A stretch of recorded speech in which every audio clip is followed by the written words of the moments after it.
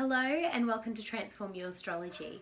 Today we're going to be talking about the Pisces full moon that peaks this weekend, Saturday night at 7:59 p.m.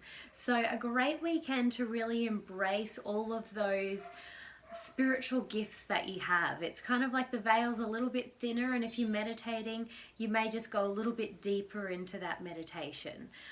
If you're really visual, you may be able to visualize some beautiful things and go into a dreamy place if you're able to get there. But it's just a great time to really spend some time with yourself, you know, having that nice bathtub or just floating around doing what you really feel like, because Pisces isn't a lot of that get up and go type energy. It's a water sign, so you may just really want to lay about this weekend, and that is really quite a Pisces thing.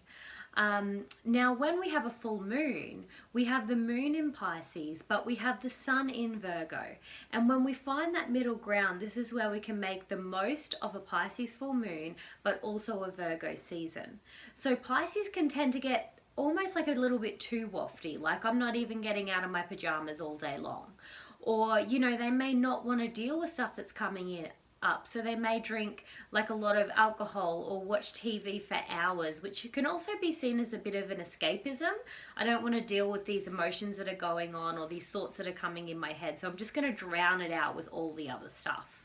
So what I suggest you do with this energy is do more of that meditation, checking into your heart. What do you really desire?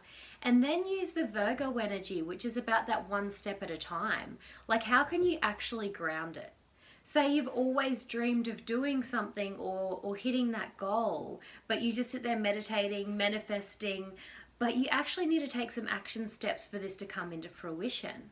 So really sit in your heart space and figure out what it is you desire, but what can you do to actually make that happen?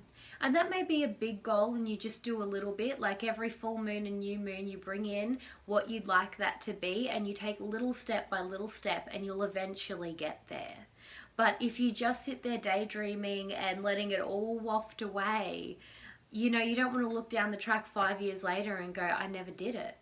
So this is a great time to check in. What is it that you really desire? Get out of your head, get into your heart, and then how can you actually make that happen? So this is the best way to use the energy. It's also got a conjunction to Neptune, which is all about unconditional love. So if you can just shed so much love and light on this situation, you know, instead of going, I can't do it, there's no way I could stand up in front of people, or whatever that may be, just love on yourself and just go, I'm just going to do it one step at a time. I'll learn how to move past these blocks one step at a time. Now, something else we want to guard against in this energy, particularly with Neptune, it can be kind of rose-colored glasses.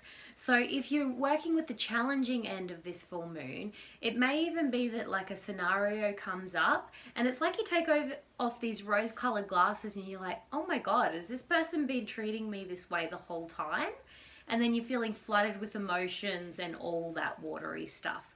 So if you are experiencing some intense energies of this full moon, spend that time doing the internal stuff, doing the self-love practices, rather than going to watch TV for hours and drink lots of alcohol and do the things that make you forget about it.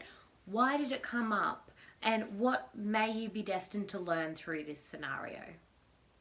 Now, as we know, with full moons, it's a great time to release. So you might write down all the things you want to let go of and rip them up, burn them, get rid of them. And then you want to write a list of all the things that you want to bring in. And just really put your hands on your heart and feel like they're already there. Know that it is a possibility for you, and that actually magnetizes it coming into your circle of reality as well. So I hope you have the most amazing Pisces full moon, and sending you all so much love and light. Bye.